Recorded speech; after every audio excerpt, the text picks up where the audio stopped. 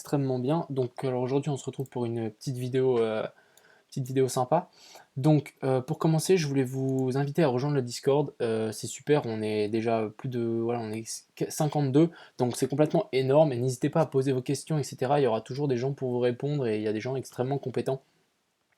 Donc n'hésitez pas à rejoindre cela. Donc aujourd'hui on va regarder le Bitcoin et ensuite on ira voir deux trois cryptos comme Nano, Quarkchain, Link, VET, X, Liberty Credit, puis genre les alt qu'on est rentré dessus. Je vous invite aussi à regarder la crypto, pas la crypto-monnaie, la vidéo que j'ai faite sur ma stratégie. Je la mettrai en haut à droite pour que vous puissiez la regarder. Je pense que c'est la vidéo la plus importante de la chaîne. Et voilà, je pense que c'est tout ce que j'avais à dire. Donc on va commencer par le Bitcoin. Donc comme vous avez vu voir sur le Telegram, les gens ils ont dit que ils s'ennuyaient. Bah c'est vraiment le cas. On s'ennuie, c'est plat. Chez plat, je suis obligé d'aller en horaire pour vous montrer parce que ça ne bouge pas. Vous voyez, ça ne bouge pas toujours dans le même canal. Là on est en train de on est en train de essayer de s'extirper par le haut. Donc moi dans ma dernière vidéo j'avais pris ce setup, donc ici on serait dans un bull flag, j'ai montré dans ma dernière vidéo ce que c'était, et donc comme target on pourrait prendre, je vais juste prendre, on pourrait prendre depuis le pic ici jusqu'en bas ici, et puis projeter ceci en bas au futur décollage. Donc par exemple ici ça nous ramènerait au 10 042. Donc moi j'avais proposé de prendre un long à 9007, mais on y est. Et après j'ai vu qu'il y avait les moyennes mobiles en dessous, donc j'ai essayé de pousser vers le bas, mais finalement j'ai rien fait. J'ai pas pris de long là actuellement. Je voulais prendre un petit long avec un petit levier pour voir ce que ça donnait. Mais pour l'instant je ne fais rien, j'observe parce que franchement, on s'ennuie. Mais ce que je peux vous dire, c'est plus on restera longtemps sur ce plat, plus ça va être explosif. Ça m'étonnerait même pas qu'on monte, mais plus violent que ça encore. Un truc bien explosif que personne arrive à venir voir et ça ferait un gros boom. Par exemple, si on pourrait revenir par exemple ici dans cette zone, par exemple. Pourquoi on m'a demandé en fait ça. Ici, vous voyez les petites montagnes, etc. Bon, on peut dire que c'est des petites montagnes. En fait, ça s'appelle le volume profile. Et en fait, le volume profile, ça montre. Vous voyez, on a cette zone. Si je tire assez droit, donc on a cette zone. Ça veut dire qu'on a eu tant d'ordre, d'échanges en fait, comparé aux autres dans cette intervalle de prix entre par exemple les 9008 et les 10 000. Donc on n'en a pas eu beaucoup. Donc par exemple contre ici on en a eu beaucoup plus. Parce que vous voyez on est resté beaucoup plus longtemps dans cette zone. Donc en fait ça nous indique de façon horizontale où il y a eu le plus d'échanges, de marché en fait. Donc vous voyez ici au 8000 on n'a presque rien. Et en fait ces zones elles sont souvent amenées à venir rechercher pour venir combler en fait ce manque de d'échange qui a eu lieu. Donc ça agit un peu comme un aimant, donc pourquoi pas on pourrait revenir ici. Ça arrive souvent qu'on revienne dans les creux du volume profile. Donc voilà, je pense que j'ai fait le tour un petit peu du volume profile, c'est comme ça que en tout cas moi je m'en sers. Et aussi la ligne rouge ici, en fait ça change en fait en fonction de combien le cours, combien qu'est-ce que vous montrez du cours en fait. Si vous montrez une toute petite partie, bah, vous verrez seulement cette petite partie. Parce que en fait, le volume profile prend en compte seulement ce que vous voyez sur votre graphique. Donc, et la ligne rouge ici agit, c'est le maximum en fait. Les gros pics, imaginons ici, par exemple ici, on a un plus grand pic, que par rapport à ici, donc ça agit comme une résistance. Donc on pourrait revenir dessus par exemple au 9002 pour ensuite rebondir. Donc ça pourrait agir comme une résistance. Donc voilà, c'est comment je m'en sers avec la ligne rouge. D'ailleurs, je ferai une vidéo sans doute demain pour vous expliquer tous mes indicateurs que j'utilise sur TradingView. Je pense que ça peut être très utile et ça peut être très instructif pour tout le monde. Donc voilà. Donc bah on s'ennuie. Moi j'attends la sortie haussière ou baissière. Pour l'instant, je pense plus pour une sortie haussière, mais à voir. Pourquoi pas revenir ici, vous voyez, on a un creux entre les 10 100 et les 9100. Les 9900, excusez-moi, entre les 10 100 et les 9900. Pourquoi pas revenir ici, rechercher, faire un petit jump, bah voilà, faire la suite de mon bull flag. Donc voilà, pour l'instant, c'est un peu relou. Donc maintenant, on va juste passer sur X. Donc X, qu'est-ce qu'on est en train de faire? On est en train de faire des choses intéressantes. Je pense que c'est assez pas mal. Je pense que c'est une très bonne zone à rentrer actuellement sur X. Donc qu'est-ce qu'on est en train de faire? Donc en premier temps, on voit qu'ici, on a une divergence sur le MACD. Vous voyez? Ici, le cours descend et sur le MACD, ça monte. Ça veut dire que ça perd de son intensité à la baisse. Ici, je vais vous montrer, pour peut-être les gens qui ne savent pas, ici, on appelle ça un avalement de bougie. Ça veut dire que on fait une bougie rouge ou verte et ensuite, par exemple, dans notre cas ici, on a fait une bougie rouge et ensuite on fait une bougie verte qui vient plus haut que celle-là et en fait qui l'avale complètement. Donc, c'est ce qu'on est en train de faire ça, et ça, c'est souvent signe de retournement de tendance. Vous voyez, on a eu ça ici. Non, excusez-moi. Ici, pour avoir l'avalement, la bougie, elle aurait dû venir jusqu'en haut et ravaler toute cette grande bougie rouge. Donc voilà, donc ici, on est en train de faire avalement. J'attends de voir comment ça va se clôturer. Pour les gens, qu'est-ce que j'ai fait? Pour les gens qui veulent y rentrer sur X, moi, ce que j'attendrais personnellement, ce serait un petit pullback, en fait. Un petit pullback sur cette zone. Et là, ça m'indiquerait, ça formera un petit W. Et ensuite, on pourra partir, je pense. Donc, à voir comment ça se débrouille. Niveau de Fibonacci, on est revenu ici sur les 70, entre les 61,8 et les 78,6. Pour moi, ça va. Mais bon, on est un peu au milieu de nulle part. C'est un peu dommage. J'aime bien quand on trouve des Fibos nickel. Donc voilà, moi j'attendrais un petit W, un petit pullback et ensuite ça partirait et j'achèterais en fait la confirmation de ce petit W. Imaginons on fasse ça, on monte là-haut, on redescend, hop, et ben moi j'achèterais cette zone. Parce que X là pour l'instant j'ai pas envie d'acheter pour que ça descende parce que c'est quand même assez violent. Mais je pense que là on est en train de faire une correction vachement saine. On est en train de descendre en ABC et puis ça c'est super cool. Donc voilà, je pense que pour X, c'est fini. Je vais quand même juste indiquer un petit point d'entrée longue. Imaginons que demain ça corrige, on met le stop juste en dessous. Bah, c'est quand même 14%, hein, donc faites attention. Mais moi je ne mettrai même pas de stop parce que c'est en plus de l'investissement. Et bah voilà, on pourrait targeter vachement haut. Au moins jusqu'à la 3 ici qui était spéculée avec la 2 ici. Donc je n'ai pas encore fait le Fibonacci exact d'une 3, mais ça nous ferait déjà un bon petit presque 300%. Donc voilà, à voir, surtout cette divergence, elle me plaît vachement. Donc ça, c'était pour X. Ensuite, on va retourner sur notre cours. On va vite voir les cryptos qu'on est rentrés. Donc Ast, je ne sais pas s'il y a des gens qui sont rentrés. Bon, et je voulais aussi vous dire un truc, c'est pas parce que moi je rentre dans une crypto que vous êtes obligé de rentrer sur la même, hein. Moi c'est juste, j'explique ce que je fais, donc après à vous d'analyser, etc., pour voir si ça colle avec vos analyses, de rentrer maintenant. Il faut surtout pas faire les yeux fermés et puis avoir les yeux fermés et puis vous rentrez sur n'importe quoi ce que je dis. Il faut penser que moi je suis aussi un humain et tout le monde fait des erreurs. Donc revenons à nos moutons. Donc Ast, AirSwap, c'est assez intéressant. On est venu bien en positif. Si on prend jusqu'ici en haut, on était déjà à 30%. Donc on a corrigé, mais là on est en train de tenir une trendline et ça me plaît vachement. Donc vous voyez ici, on a formé un petit W. On est en 1 heure, on a formé un petit W. Ici on est en train de batailler avec les moyennes mobiles. Pourquoi pas, j'espère s'extirper et ensuite aller connaître un nouveau plus haut. Et pourquoi pas prendre mon premier take profit. Ce serait vachement cool. Donc ça c'est pour Ast. Patience. Patience, même si vous voyez que vous êtes en positif et après ça redescend et vous zoomez sur le cours et voyez ce qui se passe, il ne faut pas paniquer, surtout pas. Donc voilà, on va juste voir Crow. Donc Crow c'est assez incroyable, qu'est-ce qu'il est en train de nous faire. Je pense que, franchement je ne sais même pas où ça va s'arrêter, ça commence à devenir de plus en plus parabolique.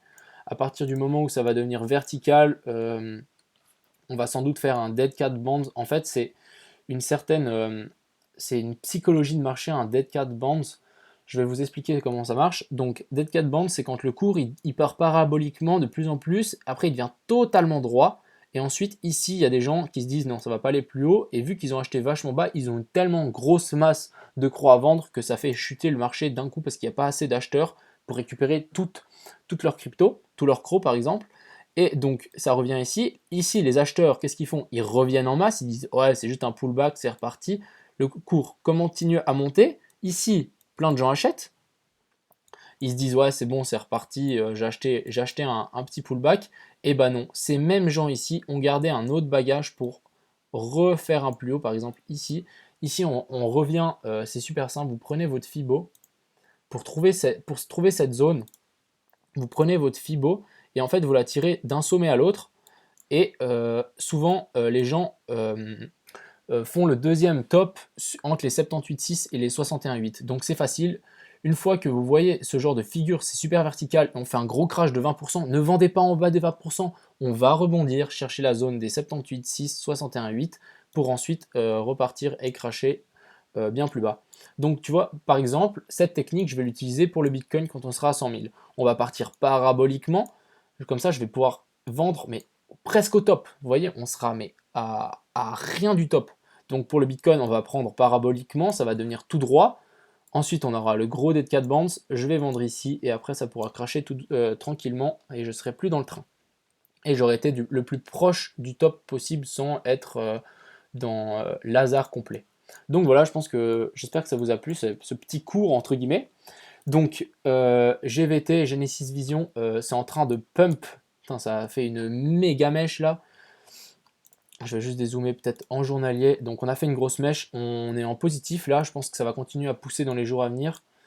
Mon stop, je l'ai mis ici, je vais peut-être le descendre jusqu'ici, ça nous fera un petit 140% à 2 francs 50, 2 francs, 2,50 €, excusez-moi vu que je suis en Suisse, 2,50 $. Donc pourquoi pas encore pousser. Prendre peut-être un premier take profit, je vais mettre une petite alarme, un petit take profit par ici. Hop. Donc pourquoi ici un take profit? Vous voyez ici on est presque rebondi dessus et ici on a pas mal de mèches et ici c'est surtout par rapport à ce dernier top. Vous voyez? Donc pourquoi pas prendre un premier take profit de 50%, ça serait nickel, pour ensuite jouer la grande hausse ici à 130%. Donc ça c'est pour GVT, donc on laisse courir. On avait Liberty Credit, donc Liberty Credit, qu'est-ce qu'il est en train de faire? Il est en train de rebondir, comme je l'ai dit, j'attendais un W, donc c'est ce qu'on est en train de faire. C'est nickel, on va pouvoir partir en positif. Pourquoi ça me fait ça? On va pouvoir partir en positif dans notre trade, donc ça c'est génial parce que ça fait un moment que j'étais en négatif. Nebilio, même chose, on est en train de pousser, on fait un peu du pump and down, mais au final on continue à monter, donc c'est cool. Vous voyez ici on est en train de travailler, ici il y a une résistance, donc c'est pour ça qu'ici on fait un petit stop. SNT, ça m'embête un peu, on est en train de, je sais pas, de casser, j'attends de voir, j'attends d'avoir une belle confirmation, une belle bougie rouge pour confirmer qu'on a cassé cette trendline. D'ailleurs mon alarme je vais la déplacer, je vais la mettre ici. Donc voilà, à partir de ce dernier plus bas. Reste à voir, j'espère que ça va repartir, j'attends de voir une belle bougie blanche là, ça serait nickel chrome. Stratis, même chose, on est à 0, rien d'intéressant. Waves, pareil, on est à 0. Valton, on est un petit peu en positif. Ce qui est pas mal en daily, c'est qu'on a passé cette moyenne mobile 200. Ça, c'est déjà un bon mur à franchi, ça c'est cool. Et puis ZRX, on a peut-être un petit setup. Donc ici, on a une résistance en weekly. Je vais juste passer en weekly, comme ça vous allez bien voir. Moi, j'aime bien travailler avec le weekly parce que c'est vraiment le plus pertinent. Donc, en weekly, qu'est-ce qu'on peut voir? Ici, on peut voir, on avait le dernier sommet, on avait ici en 2-3 mèches, pareil ici on avait fait support, pareil ici. Donc, vous voyez, on est bien venu s'asseoir sur celle-ci, et là, on est en train de partir, donc pourquoi pas revenir jusqu'ici en haut, ça veut dire à ces derniers plus bas, vous voyez, ici, on a fait un stop, donc c'est pour ça que je l'ai mis là, 31%, donc c'est correct. Donc, ceux qui veulent le prendre, je pense qu'il y a moyen de le prendre. Essayez de mettre un stock plus serré que moi, j'ai quand même 12%. Ouais, ça m'embête pas. De toute façon, mes ZRX, ils sont plus dans l'investissement. Mais par contre, si on fait un petit saut, ça m'arrangerait. Et donc, take profit 1 ici à 44 centimes.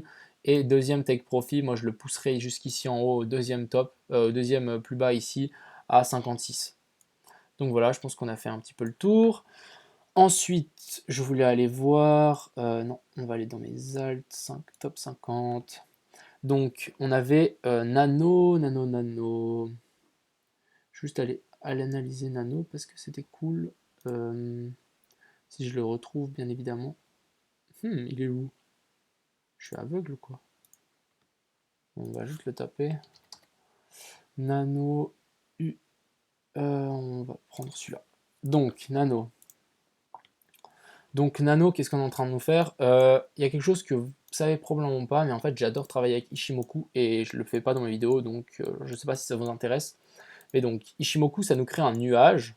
Et en fait, une fois que ce nuage, en fait, c'est un peu comme une zone d'incertitude. Une fois que le cours dedans, c'est un peu du pump and dump. Ils font du yo-yo. Et une fois que ça sort, souvent, ça engendre une tendance, une nouvelle tendance haussière ou baissière. Donc, actuellement, c'est super bon signe. On est rentré dans le nuage.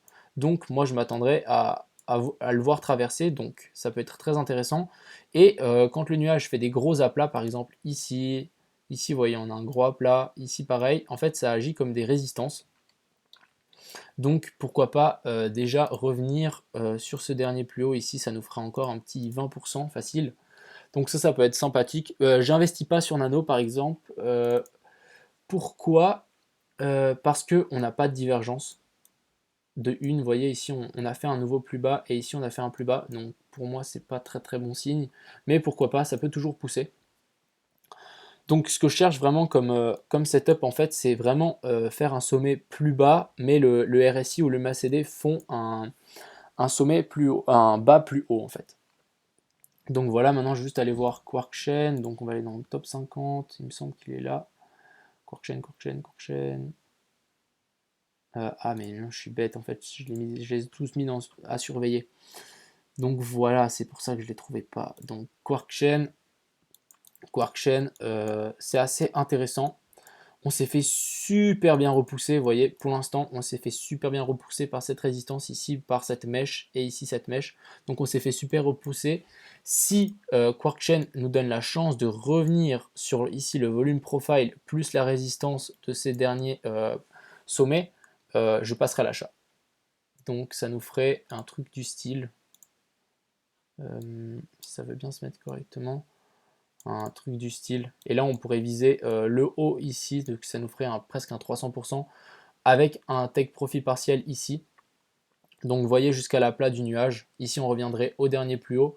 Donc ce serait un super target. Donc si Quark Chain nous donne la chance, bah, j'essaierai de rentrer dans le train. Pourquoi pas peut-être même avant en fait. Je me tâte. Je découvre avec vous, je me tâte. Pourquoi pas revenir jusqu'ici. Vous voyez ici on a pas mal travaillé. À voir, je vais le laisser dans ma watchlist. Et puis je vous dirai si une fois je trouve un bon petit setup. Je vais juste passer en journalier pour voir. Donc, ouais. Pourquoi pas revenir sur cette zone, ce serait vraiment le top. Ce serait vraiment cool. Donc voilà, Quark Chain, on va vite voir Link. Donc Link, Link, Link. Ah, par contre, lui, il est dans les autres. Si je le retrouve, bien évidemment. Mais il est là-dedans. Voilà, Link. Donc Link, on va juste passer aussi en weekly. Donc Link, qu'est-ce qu'on est en train de faire? On est en train de faire presque un nouveau plus haut jamais connu. Vous voyez, on est venu titiller cette mèche. Donc moi, ce que j'aime pas avec Link, c'est que on est dans une espèce de range. Donc vous voyez ici, pour moi, on est dans un gros range comme ça.